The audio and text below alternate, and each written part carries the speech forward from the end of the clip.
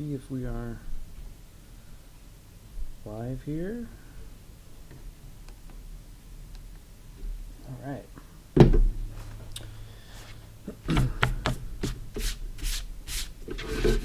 Well, I should put these away. These are the end of Eris, number 3. So, sneak peek!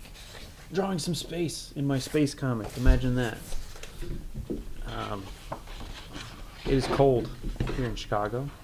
Very cold. So, we'll see how long I can last in my studio. It's a little chilly in here, but you know, we'll figure it out. Here, let me see if I can fix this. There we go. There we go. But yes, it has been a cold one here in Chicago. We're going to do a few things tonight. First, we're going to take a look at some Arzach and some Eyes of the Cat, 2 Moebius related projects that I have not looked at in a minute, and I was thinking they might be a good inspiration, kind of good thing to look at when I start this drawing here, which I'm inking. And this is just something I'm doing for myself, just a fun little kind of alien type character. So we'll see how far we get on that. This one I might even stretch out for a couple weeks because I'm debating doing some colored pencil on it. But we'll see how the inks turn out today. I hope everybody's off to a good start on the new year. It's been a minute since I've been on. Had some sick family here for a minute, but everyone's feeling better now. You know, because you know, that's what happens after the holidays, right? Everybody gets sick. But actually, you know what? I'm going to start with the Eyes of the Cat now that I think about it. So I don't know if anybody out there's seen this one. Easterly art over here in Detroit area. I'm layered up, I bet, man. It's real cold over there. I was talking to my buddy Dave Acosta. He mentioned that his kids had a couple days off school. I mean, I don't know if around there you guys get MLK Day off. I think you probably do. We have it off here in Chicago, but we also had today off. But we were still out running around, taking my kid to camps and whatnot. Brunson, what's up? Good to see you. So the Eyes of the Cat is a Moebius collaboration with Alejandro Jodorowsky. You know, of Metabarons, The Inkle, and then of course his films El Topo, Holy Mountain, and the infamous failed Dune project. But this one, I can't remember when I got it. It was quite a while ago. I had been a kind of a Moebius fan for a while, but it was mostly just from seeing stuff online because there wasn't a lot of Moebius stuff in print over here that was easily available. Like if you were going to try to find old heavy metals and stuff, they were just very expensive. So anytime a new Moebius book was released here, whatever it was, I would pick it up. And so I picked up this Eyes of the Cat, and it is actually a pretty cool looking book. It's all black and white, and it's sort of these singular illustrations on each page with a kind of a minimal kind of text. And he's doing like screen tones on it, along with just his kind of signature clean line style. And you get these really neat results where you can see him scratching into the zips and kind of, you know, using them as a way to add texture to his kind of more clean line style. And then you have these really fantastic, oh, there goes the, you know it was going to happen at least once on a live stream. There goes the fire department, which is right down the street from me. I have a hot beverage drink there. So anyway, the contrast between the kind of zoomed out, super detailed inking with these sort of stark negative space pages is really neat. And so you see the story playing out kind of from 2 different perspectives. One is sort of a narrator perspective on this cat, and then the other is this kind of lone figure having a sort of a vision, you know, looking out the window. But it's really cool to see his stuff with the zip tones on it. I think it's really neat. I don't feel like I can't think of other projects that he might have used them on. And if he did, I would imagine they would have had color. I mean, maybe he used them on things like Blueberry, but this is very much a part of pretty much every page. And he's also using some of the zips that are the linear ones. I think I saw earlier. Yeah, here in the clouds. That's another zip tone, screen tone you can buy. And then, man, this bird shows up, this like eagle, and it is so cool. It has a dystopian feel, you know, these big empty cities, this lone cat, and then this this eagle diving down here. Moebius would use photo reference, not always, but on occasion. I think all of us do. I mean, it's hard to just know how to draw an eagle, right? And that's all well and good. It's the decisions he makes on how to block out black areas, how to texture, how is he going to hatch the feathers and stuff. And it's really interesting because it might be hard to tell, but here on the head there's tons of really fine kind of feathered lines, kind of building a little bit of shadow in there. And then the same thing down here. You have some kind of very thin lines, and then up here on the feathers, where you'd think he'd want all the delicate lines, he does these big black, just a 90-degree crosshatch across most of these, which is so wild, but it completely works on this. And I think part of it's that he's integrated the screen tones on here, which have dot patterns on them, and then that overlays this, so he knows he's going to have what's the word for it? These because when you do the hatching like this, it almost makes an inverse screen tone of these these white spots in the middle of this blackness of these black shapes. And so it reads kind of as a texture the same way a lot of this other stuff does. It's really cool. Look at that. Isn't that cool? It's a really neat book. It's one that I feel like a lot of people have slept on. I don't feel like, maybe it's hard to find now. When I got it, it was like the most affordable Moebius book I think I've ever bought. And so I was like, oh man, this is like, I don't know, $20 or something like that. But I don't know if it's in print or if it's easy to come by now. I assume it is. Humanoids put it out, and I don't know who's putting them out in America now. I thought it was DC, but the paper quality on this is really nice too. The print quality and the quality of the paper. It's got a nice, a little bit of tooth to it, so it really lets the ink lines sing. I'm trying to get a little better at this. I love the way Moebius would just embrace abstract, even though I think a lot of his work people tend to see as feeling somewhat realistic. I think part of that's because of the way he draws volume and perspective and anatomy. And like we saw the drawing of the eagle, it's like so well rendered. But then he embraces these completely sort of abstract concepts of like this perfect little circle of light coming around him and having that represented by these vertical lines. And I love that intermix of what might seem representational at first with stuff that is rendering or illustration techniques that are very sort of calling attention to themselves. So we get this gruesome scene here, taking the eyes of the cat, and I'm just spoiling the whole book for you, but honestly, these clouds have been clouds I've tried to draw 100 million times. I feel like this is what I'm always trying to capture with my stuff. That was one of the things I wanted to look at when I'm thinking about this next drawing. I like the way they're sort of bubbly, and then of course the tone over them is really nice. But yeah, the joy of this book is looking at these illustrations. Obviously it's very light on words, and so to see these illustrations and the way he's decided to render these clouds up here with the hatching, and then it goes into these more kind of circular engraved style rendering down here, and then super fine cross hatching on the wings. It really is a master class in just how to use a black and white illustration style to evoke so much.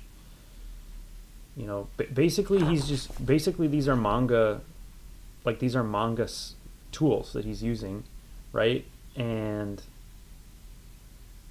he's using them with his European sort of French sensibility, and it's quite the thing. I love these weird shapes he does for the kind of bricks and whatnot that are on the building here. We got here. Moebius, amazing control of hatching. So fun to see him use tones. Yeah, man. Brian Moss drew an interesting connection between the eyes of the cat and Otomo, specifically Akira. I don't know what the original publication date was, but there's a few stories too in some of the Otomo collections, which I'm not sure which ones I've showed on here. Maybe I should show them again, but where he's definitely either influenced by or influencing Moebius with sort of the drawings and stuff they're doing. This one, I think the forward's by Jodorowsky as well. Yeah, it is. Of course it is. Well, the publication stuff must be in the back. These feathers, man, on the back here. And none of it feels stagnant. A lot of times when you do a lot of heavy cross hatching, there's a tendency for things to start to feel either like motionless or flat. And I don't feel like his stuff ever falls into that. He's got, a lot of it has to do with the way he shows characters' weight and motion through his posing.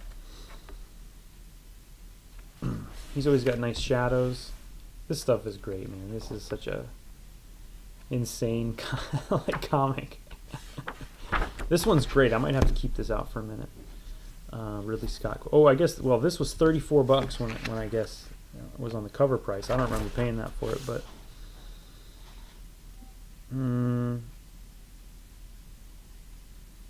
doesn't have the original date on here of publication. So I'm curious when this came out. I wouldn't be surprised though, not at all. They had to have been seen with the other ones we're doing. Oh, darn it. Almost dropped it. Okay, so on a slightly related but different note, I wanted to look through my Visions of Arzach book. I'm not sure if anyone out there has seen this, but I'm sure some of you have. It is a cool little book that's Arzach was this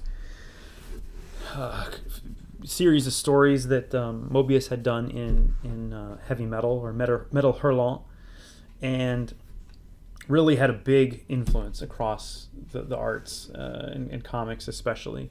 And so they made this book. They made this book that is a bunch of artists just doing cool Arzach art. So since I could never find Arzach, for an affordable price, the actual original one, I got this, and this was $15. Or I probably got it for a little more than that because I didn't get this when it came out. This is a kitchen sink press joint, so it's a little bit older. Okay, there we go. So here's some original Arzach stuff right here in the end papers, which is really cool. Really cool stuff. I mean, this is what initially, when I first saw this, is probably when I remember my first conscious recognition of Moebius. And I remember this being like the coolest thing I could possibly have seen. I was so stoked when I saw this, and I was like, I need more. But this is stacked. We'll go through them here, but it is just stacked with great artists. Sergio Aragonés, of course, Jerry Bingham. Here's a Brian Boland piece, pretty wild. Boland, another just kind of technically amazing kind of inker, I guess you'd say, or I think he does a lot on the computer now, so I don't know if you call it inking, but whatever it is, he's very good at it. Nick Forst, a collection of riffs on the theme by multiple artists. Yes, it is such a great idea. Eyes of the Cat was 1978 and Akira 82. Well, there you go. There you go. For sure, man. I can definitely see that. I mean, these guys are still just, their influence is wide. You have a hard time finding a comic book artist working today that doesn't, note Moebius and Otomo both as influences. This Frank Brunner has really neat textures on the bricks on this kind of guy here. John Buscema. Paul Chadwick. If you guys, I don't know if I've extolled my love of Concrete before, but if you guys have never read Concrete by Paul Chadwick, it's one of my favorite sort of, I don't know what you call it, sci-fi drama series. It's incredible. I do need to pull some of them out sometime. I don't know if I've shown them off on the stream, but it is really great stuff, and he doesn't make a lot of work, at least in the comics world these days. But this is a really neat piece from him. It looks almost like a colored pencil and gouache and watercolor or something. Tim Conrad. Here's a Richard Corbin when he was doing some wild digital stuff. Somehow, even though the digital nature of this looks dated, it's still a great Richard Corbin piece. It's like even when he's failing, he's winning. The stuff he did back here with these kind of psychedelic space shapes is really, really awesome. But yeah, he has such a great sense of kind of, light and dark and shape. Really good stuff. Kevin Eastman, that's pretty neat. Will Eisner, of course. There's the Spirit.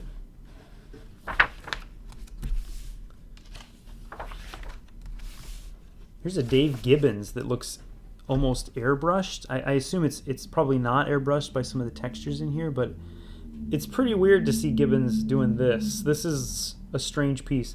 I do really like this, the triangle kind of thing he's got going on compositionally, like the concept of it, but it feels, something feels a little weird about it to me. It might help if this wing broke the panel or something. I mean, I know it's all on, there's not a panel to break, but if it went off there a little bit. This Scott Hampton piece too, man. This wall, all these little paint strokes all over the wall. It is so neat. It's almost like a Frazetta. That's a nice piece. That is a really nice piece. Jaime Hernandez, Kelly Jones. Kelly Jones. Nobody does cool water like Kelly Jones, and nobody does these like foldy sort of capes like Kelly Jones. I mean, I guess Bernie Wrightson, right? But Kelly Jones has almost an exaggerated style from that. Here's a Kaluta piece. That's pretty neat. That could almost be Darrow. Cam Kennedy. Man, Cam, that's another one we should... I don't own the Boba Fett book, but that would be another good one to show on stream. Sergio Easterly art like Sergio. Okay, Sergio's cool. At New York City Comic Con this year, I got a chance to go to the Harveys, and he got a, like a Lifetime Achievement Award or something like that, Hall of Fame induction. And they did a little video interview with him. And I've seen him speak a few times, and he just seems like a real good dude. Angus McKee. Angus did some wild stuff back in the day. He's made some comics that are pretty wild. If you've never checked out Angus McKee's stuff, look it up. It's pretty wild stuff. David Mazzucchelli. This one's wild. This Mignola one is so cool. I remember looking at these kind of shapes and stuff when I was trying to work up Schlub designs, and I love the way he's done it on here. I mean, it feels like Moebius, but with that simplified volumetric look of a Mignola, And so, the arms are kind of wrapped, and there's these little spikes on the shoulder pads, and all that contrasts with this singular shape of the stone. I mean, this is a classic Mignola. I made this joke one time. I actually started doing it, that if you just overlaid all of Mignola's covers, it would all just kind of congregate into this shape right here. This is a big image right in the middle with the triangle shape. But hey, man, if it ain't broke. Look at this, though. Hayao Miyazaki. Isn't that cool? That is so cool. They got Hayao Miyazaki in this. That shows like Moebius's influence and like fame, right? Like Miyazaki probably wasn't just churning out drawings for anybody. Brunson says, absolute banger of a book. That's right, man. That is absolutely right. Kevin O'Neill. Kevin's great. He's kind of like a Walter Simonson, kind of evokes that for me a little bit. And then this is the Katsuhiro Otomo piece. It's crazy, man. Like, this is so crazy. What's awesome is that you look through all these pieces, and they're all really amazing, right? And, some of them are a little surreal, and a lot of them are much more just like Arzach hanging out, Arzach flying around, Arzach sitting on stuff, Arzach flying by my character, But this right here, it like pulls the story back into a different context. It creates a whole narrative just by what he's chosen to do. Instead of just being like, here's Arzach flying around, it's like he's turned the bird figure into this fossil, right? And then you have Arzach and this little boy here. Maybe it's Arzach, maybe it's a descendant of Arzach, who knows, right? And they're almost looking at it in a museum setting, and it's falling apart. Wow, so cool. This is my favorite piece in the book, but I am also an Otomo mark, so Oh, Mike Plug. Gotta love Mike Plug. If you love The Thing, you love Mike Plug. He was one of the storyboard artists on that. Mike Plug is a beast. Draws cool monsters. George Pratt. That guy was around for a while. I like his style. These brushy guys here in the back. P. Craig Russell. Stan Sakai. The Stan Sakai one has all these little naked kids on it. They're like hanging out. Oh boy. Oh boy.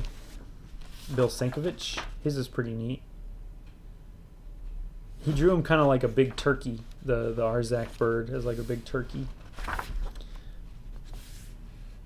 Jim Steranko. Sometimes his weird works. Walter Simonson. I love that a lot of these guys chose to paint too. It obviously isn't their first medium, but they did some interesting things. Charles Vess, sitting in the cave here. This Mike Zeck, man. That is total Mike Zeck, and with the cool logo up here, this is the juice right here, man. See, Zeck, the thing that Zeck does that gets me is that he's got like such skill to, find all this great way to render and kind of, great composition, great placement of like where we're looking at this as far as, what level we're on, gives the bird some scale. He's got all the rendering skills. But then there's like a raw sort of, I don't know what you'd call it, like a tough guy energy to it. It's like a little exaggerated, almost, in a Frazetta kind of way, or like the old sort of Johnny Weissmuller kind of a feeling to it, and the juxtaposition of like his kind of very, very like technical and mastery of the tools with like an attitude, so it doesn't feel so flat. I really love Mike Zeck. He's really great, and the way he's chosen to show the bird here and the pterosaur, whatever you want to call it, with the little eye very deep sunken in. This pink, I'm into the pink, right? The magenta up here and the purples on the bottom, and then the logo. And he has these little scratch marks in the logo too. This is a really cool Zeck piece. Like, you can tell he got into that one. So yeah, that's it. That's the. I wish they would have done a separate. This is cool, but I wish they would have done another one of the images for the back cover, pages. But yeah, I don't know. This is probably out there. I don't know if it would still be $15, but it's a really cool book because you get a little bit of Moebius art in it, but you get a bunch of it's like a who's who of anybody from like the 70s through like the thousands. It's got really good artists in there. But now you're gonna watch me instead. So I was just goofing off with this little alien guy. Whew, it is a little chilly in here. But I do want to kind of get him cracking here. But I'm playing around with the idea of doing some color. So tonight we might not finish him. We might just find a stopping point when my hands get too cold. They're a little purple already. But yeah, sometimes you just got to do some stuff for yourself. I say that as I've been working on finishing Eris, my own book, for the last 2 months. But I kind of needed a tiny little break from that, and so I decided I would sketch this guy out. So yesterday, like at night, when I was watching TV, I sketched this out. And we're just going to go in and see what we can do here. I'm going to try to keep this fun like we always do, with little pressure, right?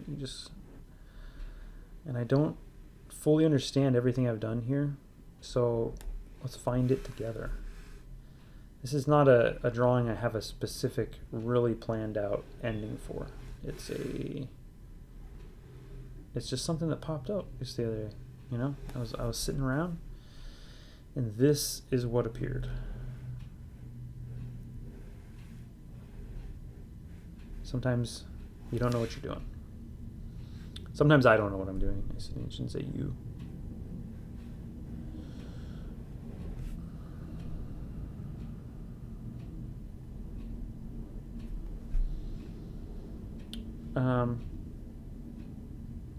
So I'm sort of going with the flow of whatever feels like I should do it.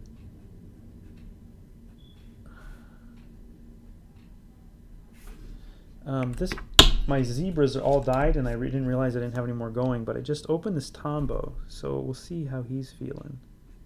Ooh, okay. Yeah. Sometimes the Tombows, they just go so quick that I feel like I use the zebras more, but lately my zebras have been dying quick too. Zebra, whatever you want to call it.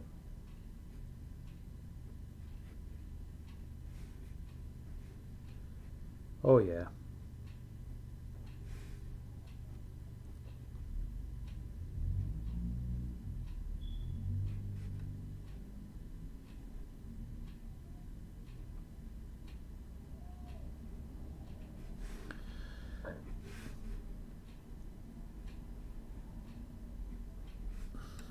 Okay. I see what I'm working with here. Okay.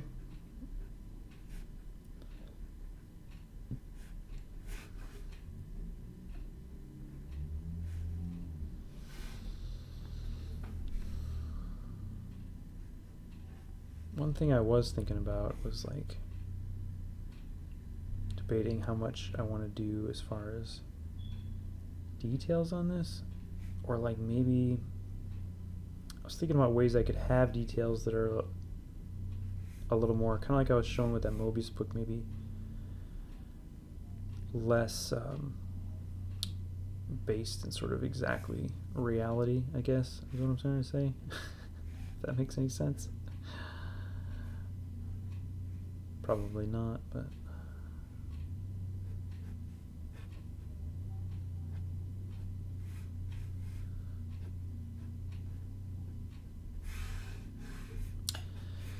sometimes, yeah, I'm just trying to. Sometimes my impulse is to render something out in a way that is very representational, and I would like to embrace the abstraction as much as I can.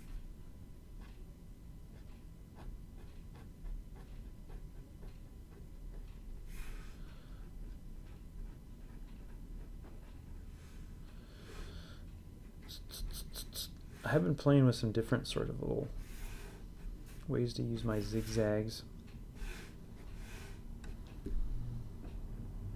That might be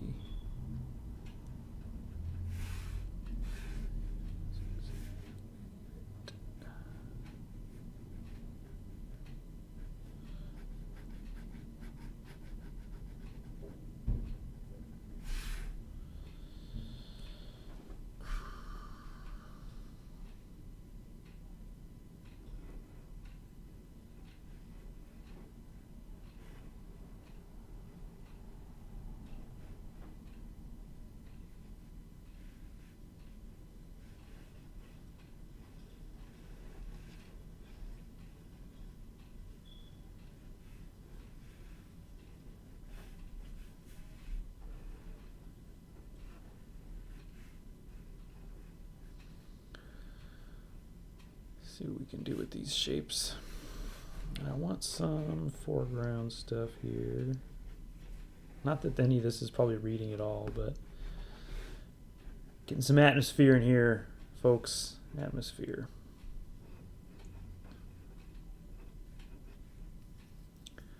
Oh, here we go. Give him another one back here in the back.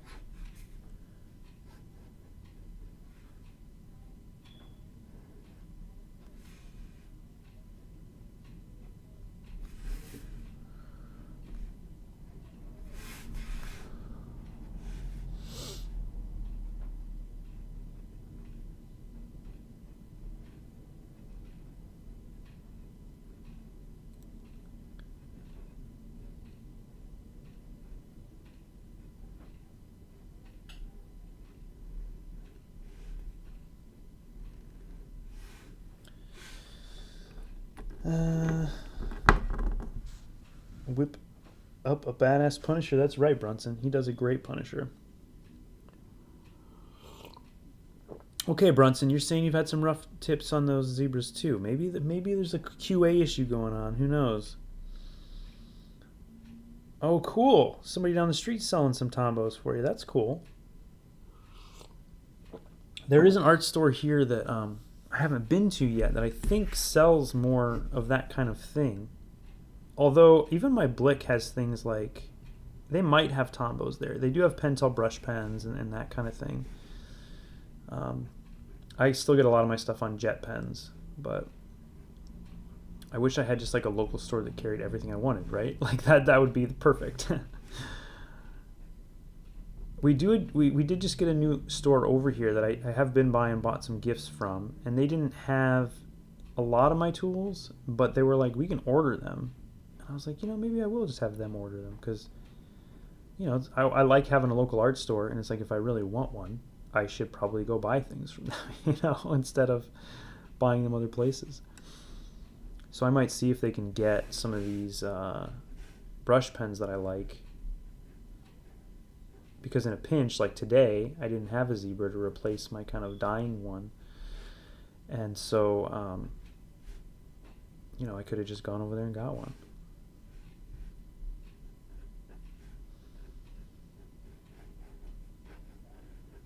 And you know what? I should probably put some brush pen down so it's at least somewhat dry by the time I start erasing.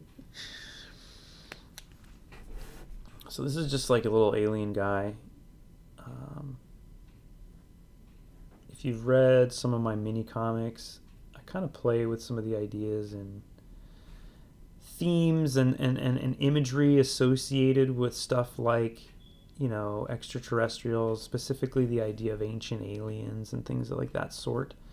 I engage with those topics in sort of a voyeuristic way, but I can't, I would say that the topics are interesting and the imagery is interesting to me, and I kind of like to take it to my own place a little bit and kind of pull some inspiration from there. I haven't done like any specific UFO people before. I've debated doing a zine of like my guide to UFO guys or something, but mostly I use it for my more experimental stuff like Wheat Priests and Ascend and some of that kind of thing. Or like last year's Inktober was a drawing of sort of the Paracas skull kind of extraterrestrial looking folks. And it's pretty fun imagery to play with.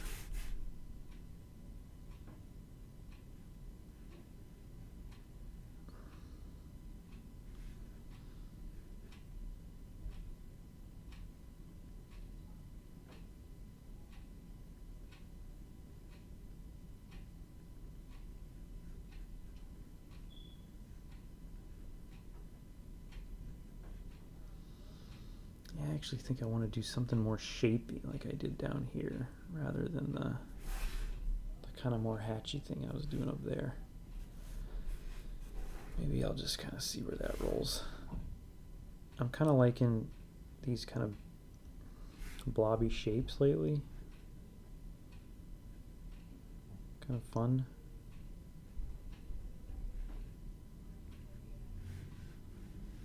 I definitely want that right here.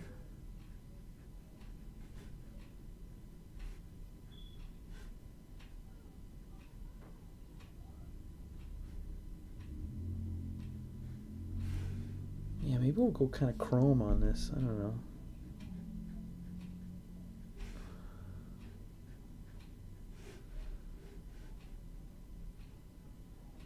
I gotta remember what I'm doing here.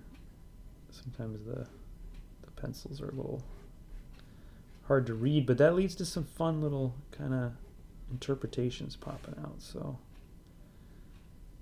I think I'll keep doing that for now. And we're going to keep this real sort of abstract down here. Try not to describe it too much. Kind of lean into the black shapes.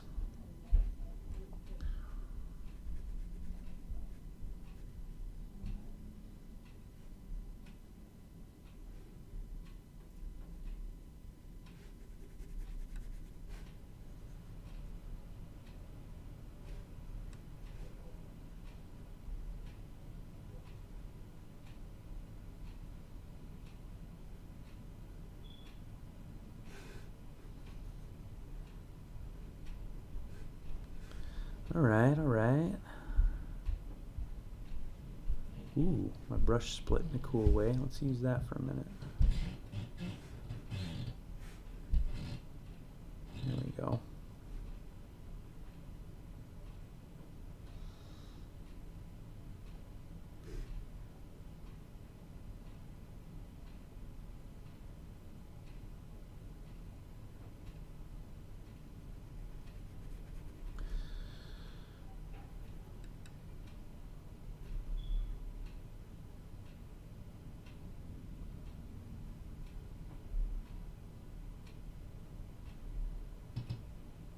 Okay, that's working.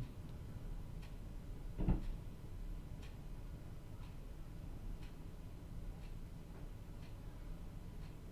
little bit more on that side.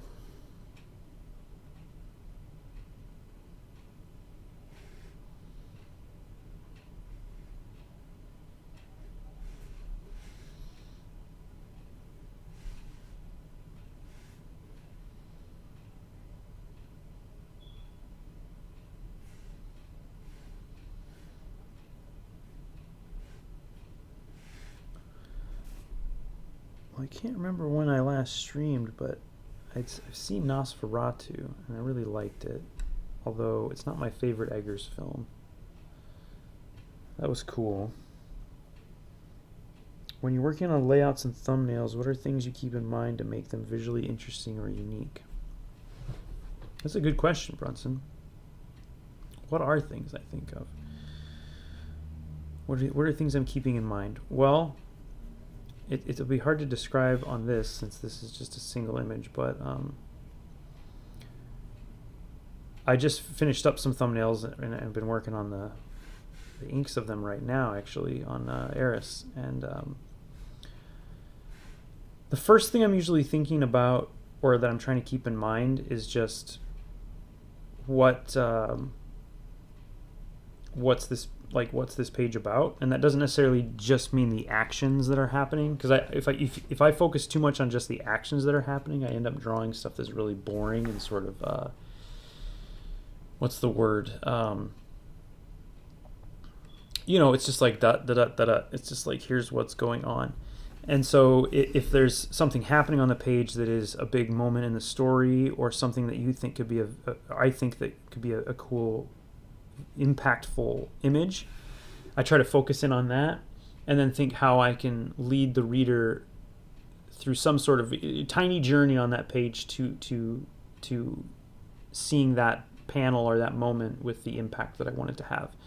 And so a lot of times that might be deciding on, what that'll do is that'll help me make decisions, right? So I'm not just like, how do I start? Where's the first panel going to be, or whatever. You just think, okay, what's the main thing I want to show here? What's the best place to put that, or way to show that? And then, okay, how can I kind of get the reader there from where we were, on the previous page? And then the other thing I'm thinking about is the way I want the eye to go through the page. And if I'm lettering too, I'll be thinking about where I might put the word balloons. But I'm thinking about, okay, how do I get the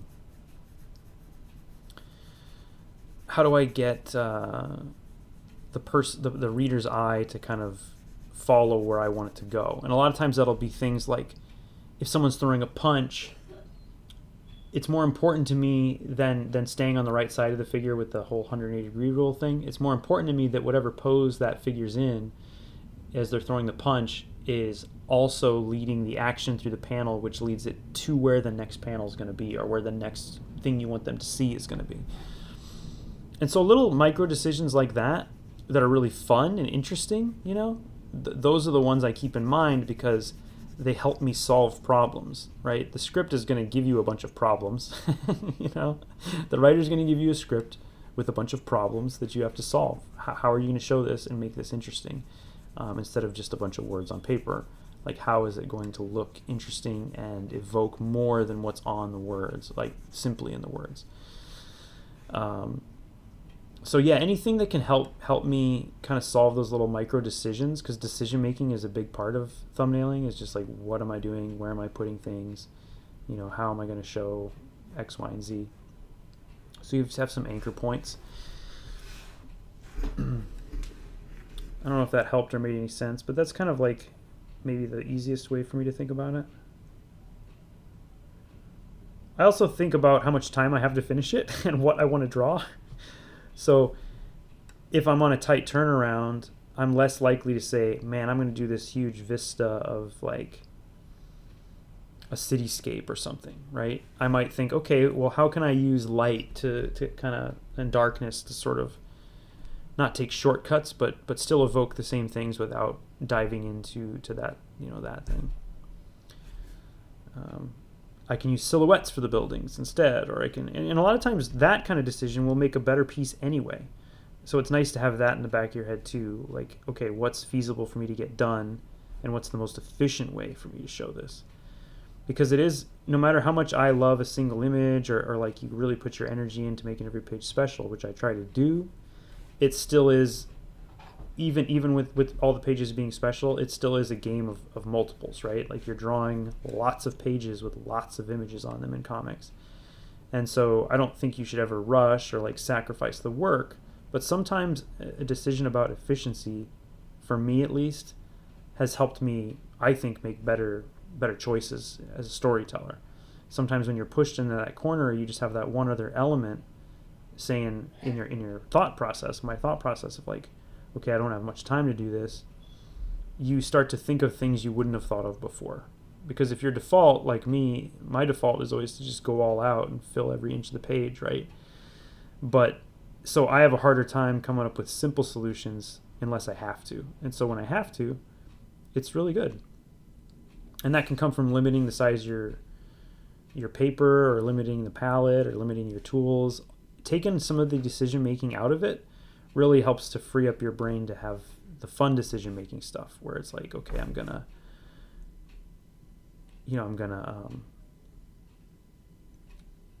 do this in silhouette instead, or I'm gonna find a dramatic way to make this pose float, or whatever.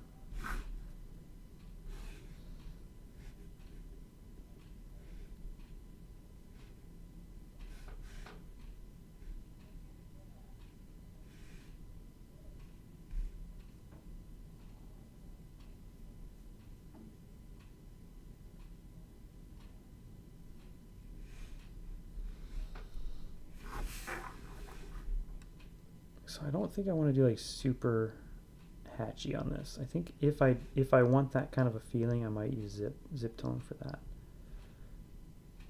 Not that it's really necessarily any faster than doing a hatch, but I don't know what I'm thinking exactly. I think I want solid shapes mostly. But anyway, Nosferatu sketch next stream. Hey, that's not a bad idea. I did one a long time ago for my Horror-tober. Brunson says, hell yeah, thanks, dude. Well, thank you for the question, Brunson, and thanks for showing up, guys. If anyone's here that hasn't already liked and subscribed, please do so. I haven't been as consistent as I would like over the holidays, but it was the holidays, and I'm trying to get back to getting on at least a couple Tuesdays a month. Especially as I get closer to the launch of my next book, I am definitely going to try to be on here a little bit more. And so I appreciate it when you folks are here. But yeah, like, subscribe, hit the bell, that kind of stuff. Tell your friends, man. That's really what it's about. Social media is kind of broken right now, and we don't have to get into all that. But the one thing I will say is that artists still need your support, and the best way to support someone, especially if you're frustrated with social media, is to just, next time you're talking to somebody that's cool, tell them about the thing that's cool. Be like, yo, I read this comic. I know you're not into comics, or I know you love comics, but hey, check out this comic. Or hey, I watch this YouTube stream sometimes. It's pretty fun. You should tune in. Talk about making art. That's always going to go further. It always has. I just think I got really dependent on social media spreading the word for me, and really word of mouth is where it's at. That's how I find projects. I'm much more likely to pick up a comic or something if my friend tells me about it than if I just see a lot of buzz about it online, right? So a personal recommendation is the biggest ask I can get from y'all, but that's what I want,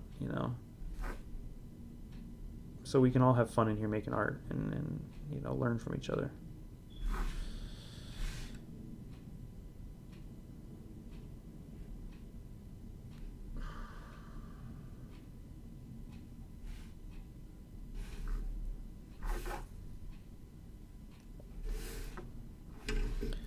Okay, this is getting close to erasing as far as what I have here, but it needs to dry a little bit. So let me noodle with the Tombow. It's looking all right. I'm looking at it on my monitor here just to kind of see what it looks like in there. Looks good there too. Brunson. Showing versus not showing can be incredibly impactful. That's a good point, Nick. Brunson, I recently started working on a smaller size paper to help with production. I found myself adding a lot of unnecessary details and changing sizes helped me figure things out. Yeah, man. My last project I drew on manga size paper, and I think that's what I'm going to do my next project on. It's been a really fun challenge to kind of zoom back out after kind of the insanity I was trying to pull off in the schlub. And I'm really proud of that work, and I'm going to do more like that. And if you liked that, you're going to love what I'm doing in Eris, because Eris is going to be... I mean, I hope everybody sees how crazy it is. If you're into that, stick around, and you're going to get more of that. But then after that, yeah, I want to go back to a small size again, and I think the results have been really fun and really cool, and good challenge and good everything. Just kind of good all around, and good for my time,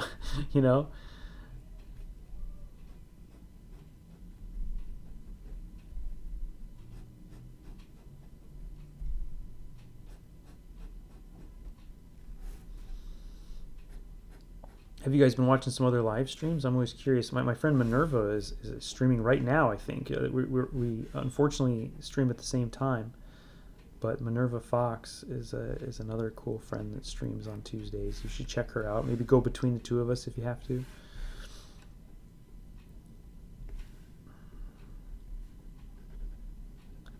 I need to find one to just watch while I work,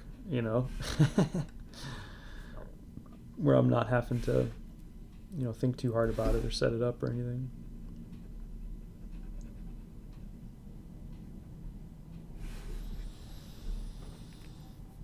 All right. Don't fool yourself, Tyrell. 11 by 17 for New York City was mind-blowing. Well, thank you. Yeah, I like the big size commissions. Those are fun. And I will always do those. And I do have some cool cover projects I got coming up this year that I won't talk about them yet, but I will talk about them soon. Do I erase and smudge it? Maybe I'll go get a tissue and wipe a little bit of this up first. Then I can.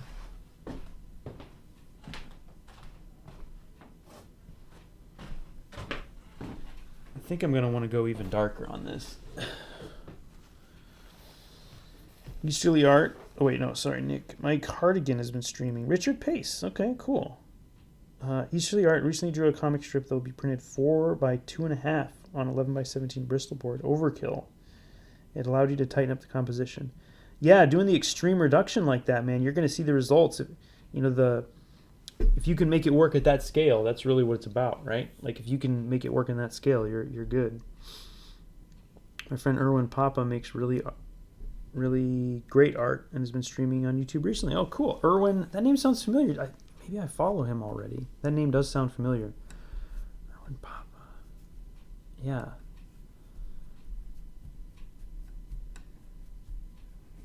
I still can't remember the name of the artist that I saw this from. It doesn't completely work, but it does help. I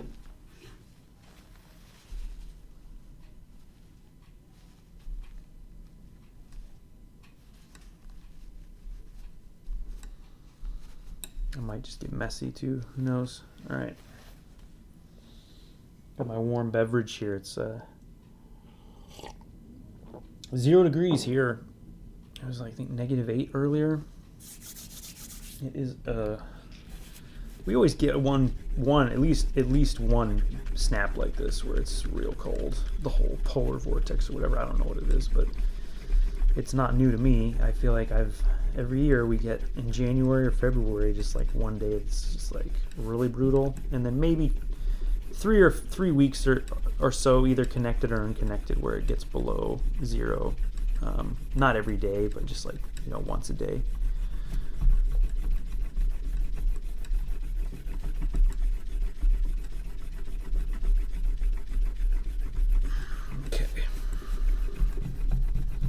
Okay. All right.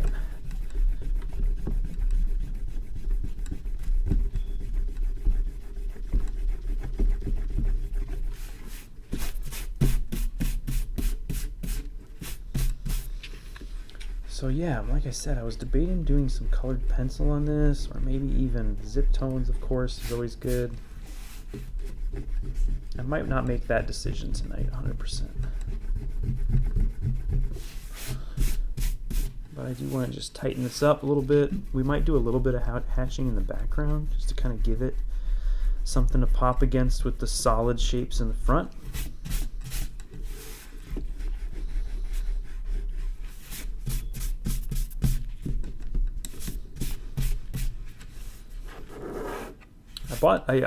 It's not here yet, but I just ordered this new kind of eraser, and when I get it, I want to try it out on here and see what I think. I like these a lot still, but this other one had a couple things that I thought would be nice. It has like a sheath holder, and supposedly it's better than the other polymers, so we'll see.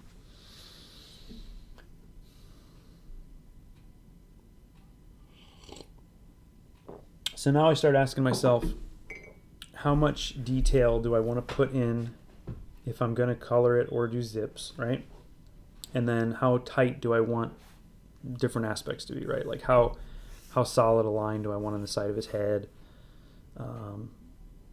How much do I want to do this kind of feathering in different places? You know, should there be more black? Those are sort of the things I'm looking at right now.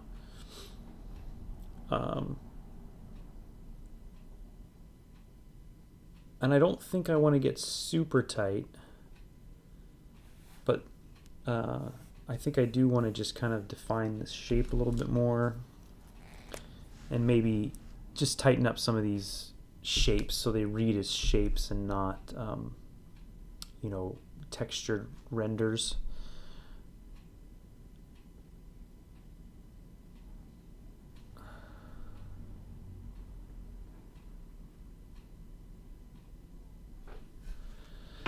I try to pause, you know, at different moments and really just kind of, you know, put the pen down for a second and just sort of look at it and kind of try to make some decisions instead of constantly trying to make it better or more done by just adding,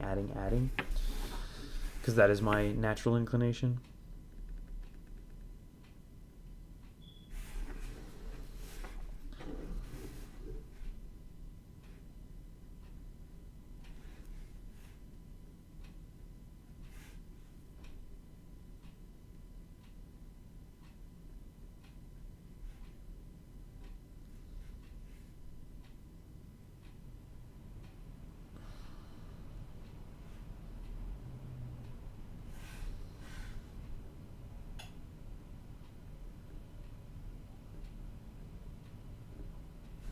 Kind of like this though, these little kind of crunchy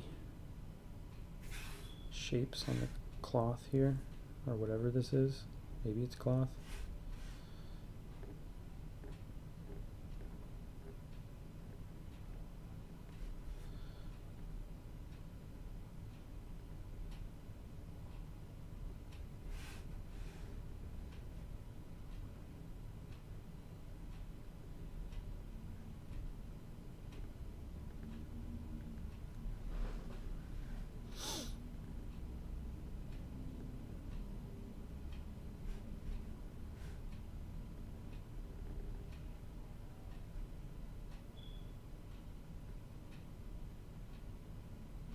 Nope.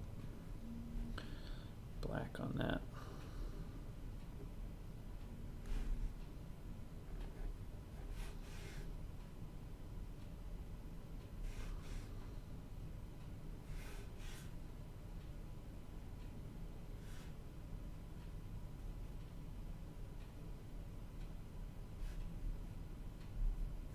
There we go.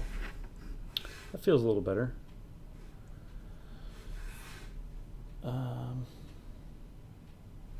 Let's see, this needs some definition over here.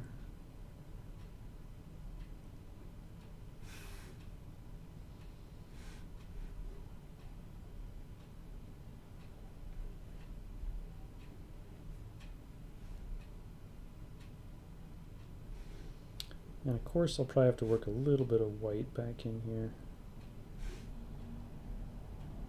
as I just cannot resist that urge still.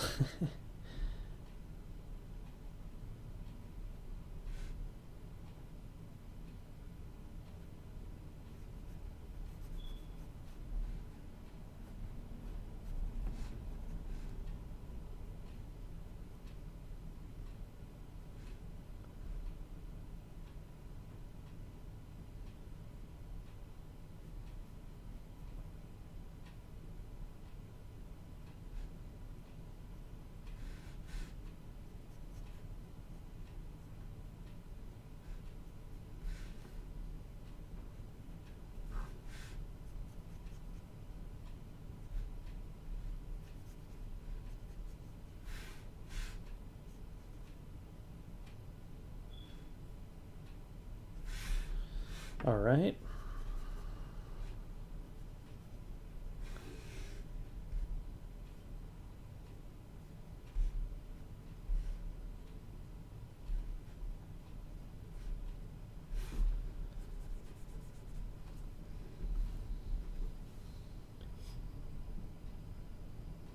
That's better. Sorry about that. It's like I haven't streamed in forever or something. Okay, so that's a little all right. That's a little all right. Tombow Mono. I've actually erases the heavy lines. Can't help but draw. Yeah, same. I mean, I have a mono here too, and they're pretty nice. I still just, maybe it's just the way I erase or the stuff I use. I still think the Stettler Mars I like a little better than the monos, but I usually have a mono around too. It's nice for the sharper edge because sometimes I'm between that and then I use a clicker eraser. Is, you know, sometimes it's too much for this, but not enough that I want to get out the the other one. So I have all these little specific little tools. It's pretty silly, but it's fun. It's fun. Okay, we're gonna fill these in black.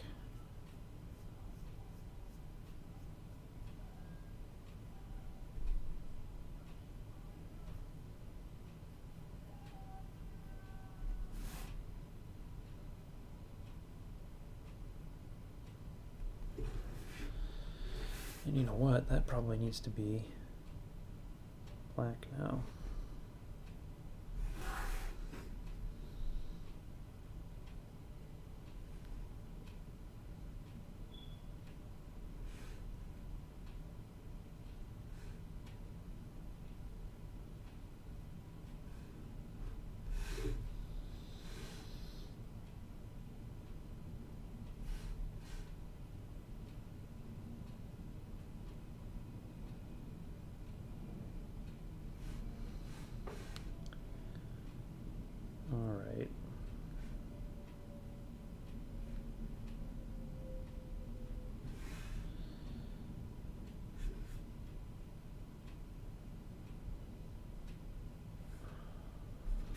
I'm liking that.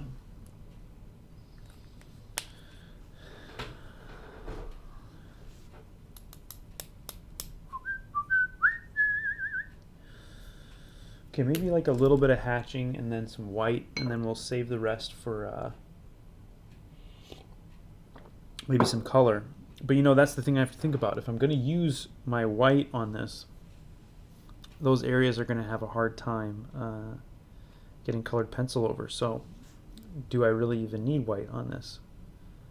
Or I do it at the end. There you go. I do it at the end. Do it at the end, Tyrell. Yeah, that's some highlights. That's a good idea. So what we're going to do now is we're going to do a little bit of goofy hatching over here on the side. Just to kind of goof off. You know what? Let's look at that. Let's look at that Eyes of the Cat page really quick. Let's see what Moebius can teach us. All right.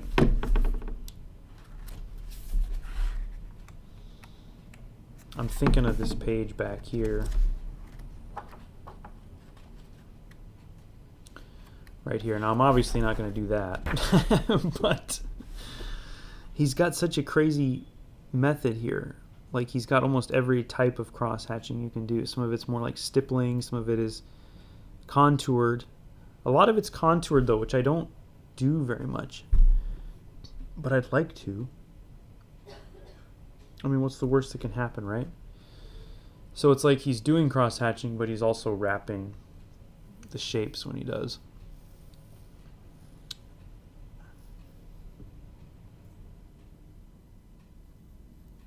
And there's like an overall sort of feeling to it there. All right, well, that's probably not going to stay open. And I'm probably going to ruin it anyway. So let's just put that aside and trust yourself. All right. So I'm thinking...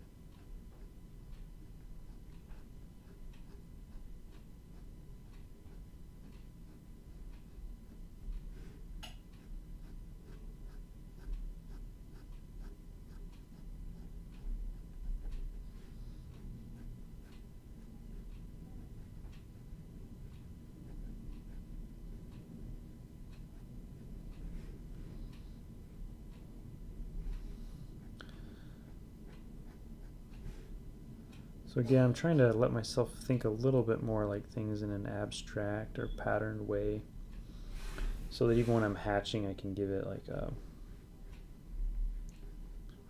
I don't know what the word is for it, like a, a graphic quality to it, I guess would be the word.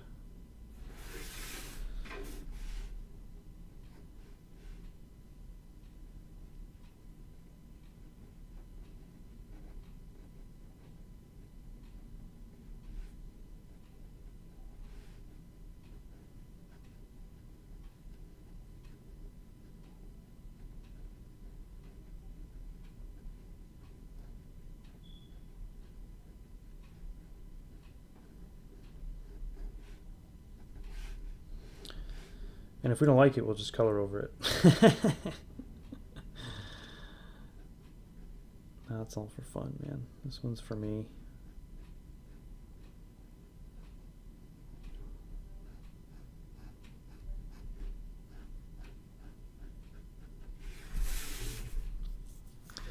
Alright, still trying to crack the code on this hatching. His ability to create volume and hatching is wild. It seems messy, but it just works. Right. You're absolutely right. And I think part of it is that there is a freedom to it, but it is also very much, following like patterns and processes, which I'm doing a terrible job of role modeling right now because I'm sort of just goofballing it. But I think a lot of it is you decide sort of, like maybe on this one I can try, you decide to kind of, you want to give it still, no matter how messy it's going to look in the end, even the messiest cross-hatching, your distance between the lines and thickness of the lines is going to make a huge difference on whether it seems like it works or not. And so, if you start to taper off lines like I'm trying to do right here, you just want to make sure you do it consistently, right? And then even if you're going to do a broken line, like I was doing there too, it still has to follow the same sort of contouring rules as the other lines. And it's, even though it looks like, like he just whips it out, I mean, it is, I'm sure, extremely laborious, especially when you look at things like Arzach. He's not doing it quickly. Hatching always takes time, and you really have to fall in love with doing the time part of it, or you'll never kind of do it. My buddy Landis is probably one of the best people I know who messes with cross-hatching. Landis Blair. And his stuff is like Moebius. It's just like very much like a master class and sort of just ways to use hatching to describe shape and form and light and dark. So if you haven't checked out Landis Blair, he would be a good one to study as well. So yeah, this is turning out to be a little bit less, a little bit darker than I wanted. So I'm going to dive in and just let it be darker. I'm just going to start to darken it up.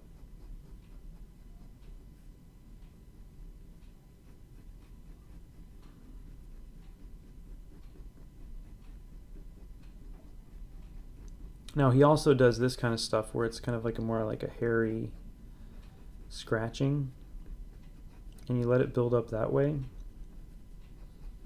I'm not sure I'm loving that right now, but I'm just kind of trying things. If you haven't noticed, I'm just throwing stuff on here to see what works. And most of it is not working for me right now. But we're going to carry on and see.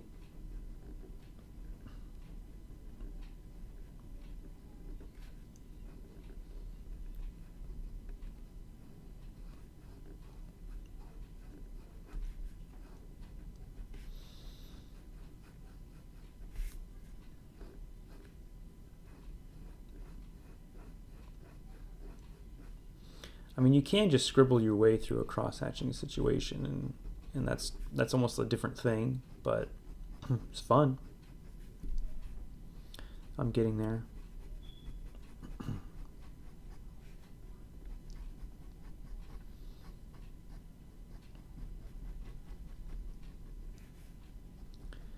I try to also make sure I'm actually thinking about what I'm drawing. Sometimes it's easy to just get caught up in the process and you forget what you're actually drawing. And if you keep it in mind, if I try to keep it in mind, I tend to have better results. Because then every line you're making is somehow informed by like your internal knowledge of that thing.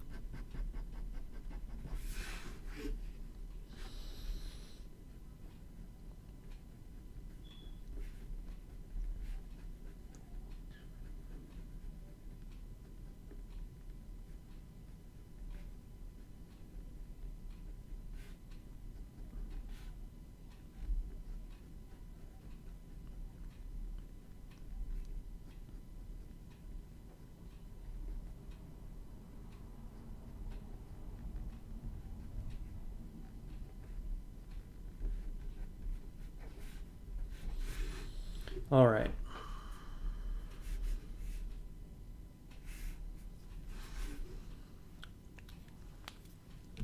I want to do something about that background, and I think I'm going to call it. So this needs something different. Now for something completely different.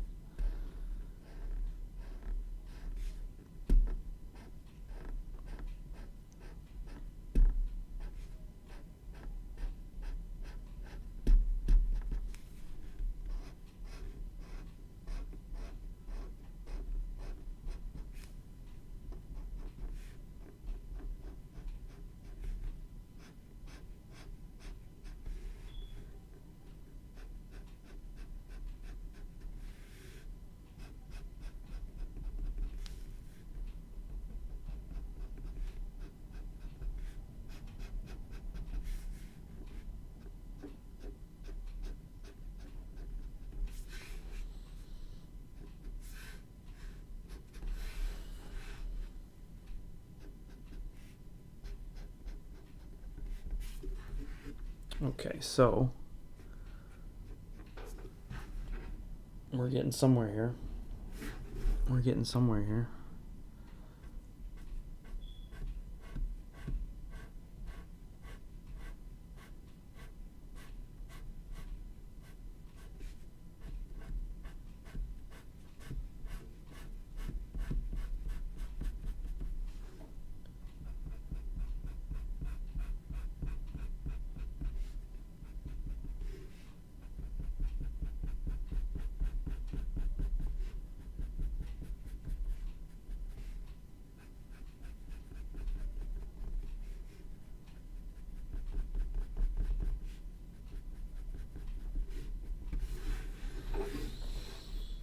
All right.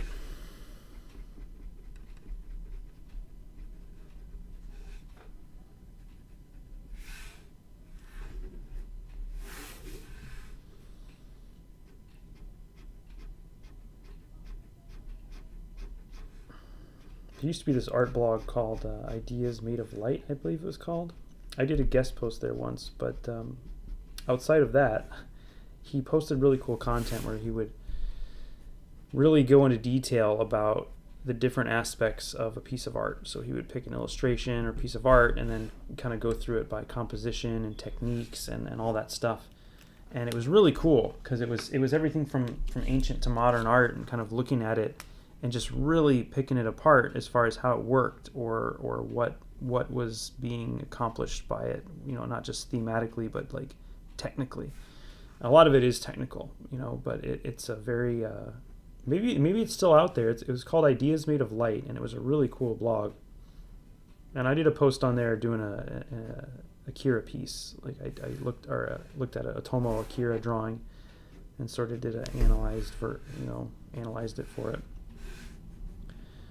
And it was pretty fun. So I wish there was blogs like that around still. I guess there's probably still some of them, but I feel like social media also killed awesome blogs. And I would love to see some awesome blogs come back. I'd love to start doing one again. But I don't know if I have the time right now.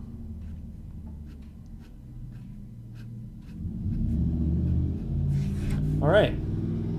I think that's pretty good for tonight.